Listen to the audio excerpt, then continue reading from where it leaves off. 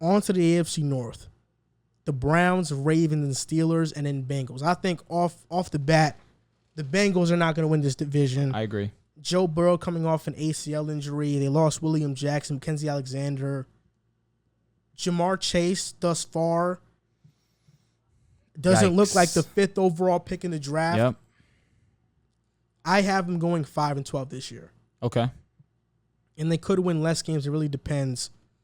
So this division is a 3-team race between the Steelers, the Ravens, and the Browns. The Steelers will finish 10-7. Okay. I think the Steelers are going to be good. I think Mike Tomlin's never had a losing season as a coach. That helps a lot. Najee Harris, he's great. Their offensive line has looked good in the preseason so far. They got Joe Schobert, and their defense will still be elite. And even though Big Ben is getting a lot of slack for being washed and stuff, Big Ben had a great quarterback season last year, so I think he'll be fine. Next up, the Ravens. I think they go 12-5. They got Sammy Watkins, Rashad Bateman, Kevin Zeitler, who I think replaces what Marshall Yanda left to an extent, and on Alejandro Villanueva at left tackle, I think is pretty good. I think they'll be fine as well. I just don't know if I trust that offense. Running-wise, I do, but I think Greg Roman is a stubborn play caller, and he's stuck in his ways in terms of running the ball. I don't know. Maybe he can change it this upcoming year, kind of like what Brian Dable did from 2019 to 2020, but I'm not too confident in that. But the Ravens will still be one of the better teams in football. For sure. But the team that will win the division this upcoming season in the AFC North, I think, are the Cleveland Browns. One of the top offenses last year, Kevin Stefanski, is one of the best young play callers in the entire NFL. Defense, last year they weren't a great defensive team, but they signed Malik Jackson, who was part of that 2017 Jaguars great defensive core. They signed Jadeveon Clowney, opposite of Myles Garrett, who's already one of the top defensive ends in football. Yep. Anthony Walker signed him from the Colts, middle linebacker. They needed one desperately. Then Jeremiah Wusu-Karamoa, an insanely fast linebacker who can play safety, who can cover receivers, running backs. He's versatile as it comes. Then Troy Hill, John Johnson, Greg Newsome. They have filled every single hole they have needed to fill. You look on offense, receivers, tight ends, offensive line, running back, quarterback. You got that down pat. Yep. Defense, defensive line, linebackers, safeties, corners. They have that down packed as well.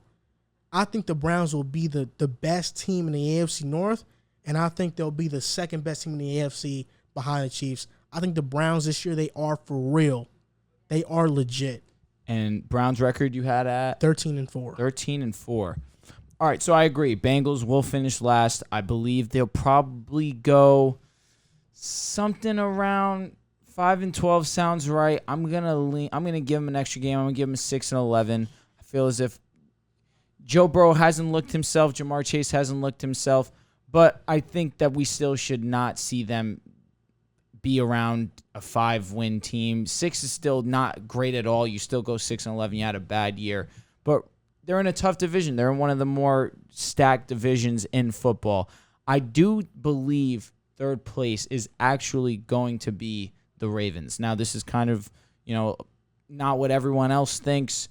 I just believe that the Steelers have upgraded at offense. Last year, their biggest issue was that they had no run identity at all.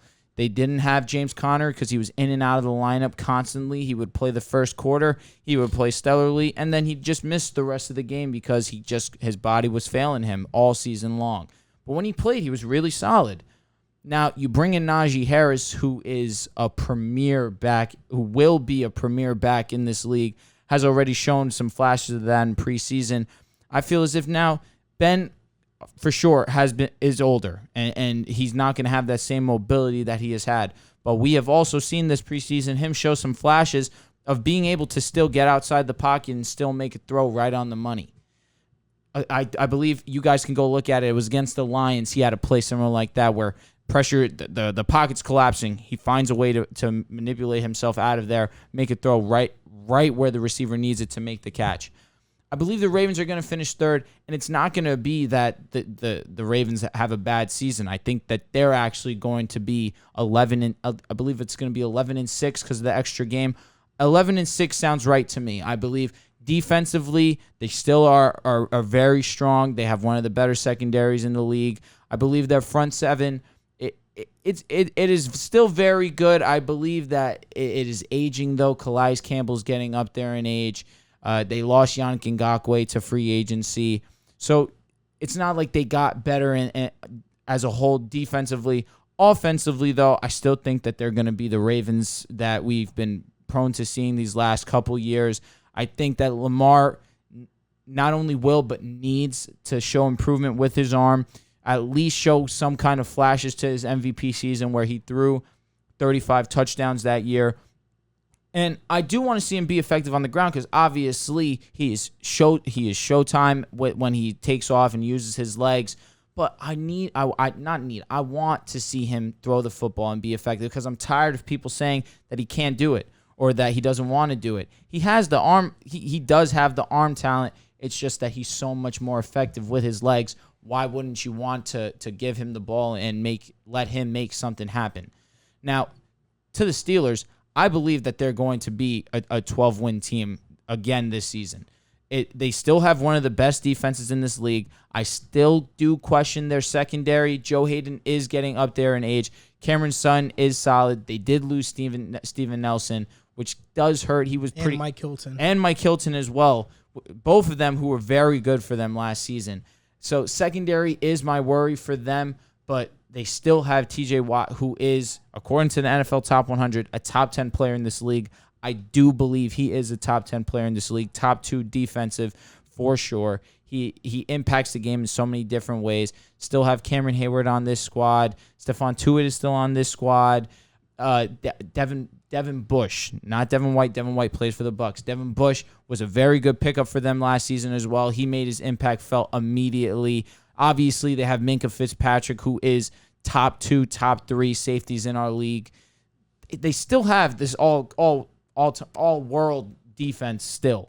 So I do believe that they're still going to be very good, and I believe that the run game will keep them in a similar position. But you're 100% right.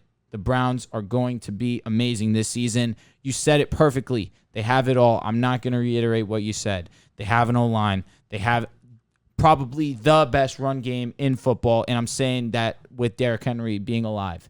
You have Nick Chubb and Kareem Hunt, both who are pass-catching backs, obviously Kareem Hunt being the more dynamic of the two, but it's not like Nick Chubb can't do it if you asked him to.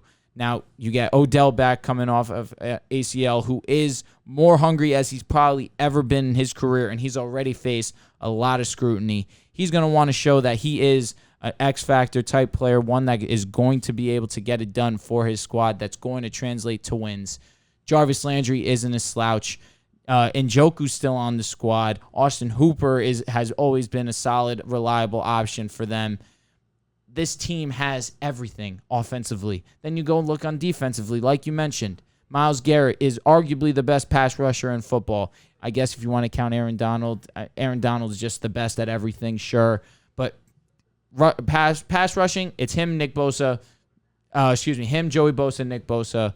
That's really the end of the list. If you really want to go elites, do you want to count T.J. Watt in that too? Hell yeah, T.J. Watt's in there. Fair enough. I just because he's an outside linebacker, I figure. Edge rusher, yeah, they're edge rushers. Yeah, no, for sure. So then you bring in Jadeveon Clowney, who's just going to feast. If whoever you put opposite of Myles Garrett is going to feast, it just helps that it's going to be Jadeveon Clowney now. Denzel Ward is one of the best cornerbacks in our league, definitely one of the fastest, if not the fastest corner in our league. They added John Johnson now, which I felt was the move that put them over the top. They needed some safety help, and you go and you bring in John Johnson, who was excellent for the Rams last season, and you go and you take away one of the Rams' best secondary players outside of, obviously, Jalen Ramsey, who is the best corner in the league. And now you bring him onto the Browns. Now they have no holes. I think the only hole would only be linebacker, but with all the talent that they have around them, did Schobert go back to the Browns, or is he on the Steelers he's now? On Pittsburgh. The Steelers linebacker, that front seven is still as good as it's ever been, probably as good as last season, if not a little bit better now you add Schobert.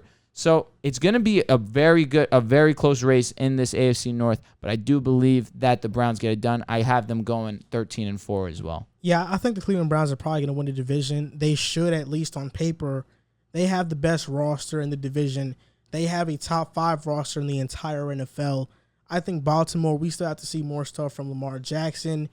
Pittsburgh, that offensive line, how good is it going to really be? And Cincinnati, we know that Cincinnati is not a good football team, at least right now. Maybe in a couple years they'll be better.